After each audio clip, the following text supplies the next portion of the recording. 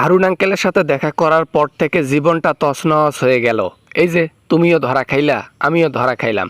এখন আমাদের বিজনেসটা কে সামলাবে? ভাইস্তা, আরে ও ভাইস্তা, কট খাইছো নাকি? তুমি আবার কট খাইলা কেমনে? কি অপরাধ করলা যে যার জন্য তোমাকে গ্রেফতার করা হলো? হ্যাঁ হ্যাঁ। আপনাদের মতো আঙ্কেল থাকলে ওই আমাদের আসলে গ্রেপ্তার করার জন্য কোনো রাস্তা খোঁজা লাগে না। ওই আপনাদের মতো আঙ্কেল থাকলেই গ্রেপ্তার করা যায়। তোমার বাবা ধরা খাইলো কেন? আর আওয়ামী লীগ নাই? তোমরা তো আওয়ামী লীগ ছিলা আগে, এখন তো তোমরা বের হতে পারবা না কোনোদিনও। কি করবা বাপ বেটা? কিচ্ছু করার নাই, কি আর করার থাকবে? আফসোস করা ছাড়া কিছুই নেই। তাছাড়া কিচ্ছু করার নাই। জেলের মধ্যে দিন গুনতে হবে, কখন ছাড়া পাই কখন ছাড়া পাই।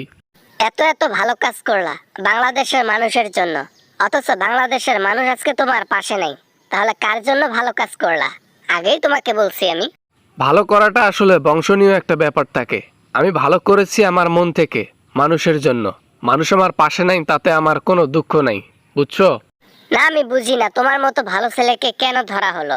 ধরলে আমাদের মতো লোকদেরকে ধরুক, আমরাই তো অপরাধী।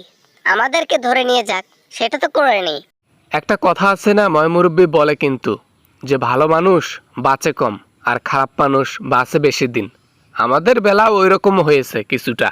ভাইস্তা, চিন্তা করো না, বড় লয়ার ধরিও, বুঝছো? ওই তোমার হলো উকিল মুকিল একটু ভালো দেখিয়ে ধরিও, দেখবা যে জামিন হয়ে যাবে। জামিন হওয়া তো বড় কথা না, সম্মান গেল, এটা হচ্ছে বড় কথা। আরে বের হয়ে আমাকে সবাই কি বলবে জানো? থাক, মুখে আর না বলি ওই কথাগুলো আমি। সম্মান চলে গেলে সম্মান আনা যাবে। তোমাদের মতো লোক একটা ভিডিও বানালে সম্মান আবার চলে আসবে, কিন্তু আমাদের মতো লোক সারা জীবন পালিয়েই বাঁচতে হবে, বুঝছো ভাইস্তা? আমার অপরাধ কি? আমি তো কোনো দেশদ্রোহিতা করি নাই। বুঝলাম আঙ্কেল, হারুন আঙ্কেল দেশদ্রোহিতা করছে। ও যেটা করেছে এটা আইনের বিরুদ্ধে করেছে। তো ও যদি অন্যায় কাজ করে থাকে তাহলে হারুন করেছে, আমি তো করি নাই। আমাদের অপরাধ কি? হ্যাঁ, আওয়ামী লীগকে যারা ভালোবাসে, আওয়ামী লীগকে যারা সাপোর্ট করেছে, তাদের অপরাধ দেখতে নেই। সাপোর্ট আর ভালোবাসা যে দিয়েছে আওয়ামী লীগকে, এটাই তাদের বেশ অপরাধ। থাক থাক, এখন তুমি কোথায় আছো? তুমি এখন কোথায় আছো? তুমিও তো পালিয়ে পালিয়ে বেড়াচ্ছ। এখন কোথায় আছো? বাংলাদেশের মধ্যে আছো নাকি কোথাও চলে গেছো বাইরে? আমি তো তোমাদের মতো বোকাশোকা না যে বাংলাদেশে থাকবো। আমি চলে এসেছি, আমি আছি, কোথায় আছি এটা বলবো না। ভাইস্তা হওয়ার অন্য কেউ বিশ্বাস করি না। কি যে একটা ঘটনা ঘটে গেল। আমার ওয়াইফ 6 মাসের প্রেগনেন্ট, তাকে রেখে আমাকে আসতে হয়েছে জেলের মধ্যে। আব্বাও এখানে আছে, দেখা হয়ে ভাল লাগলো।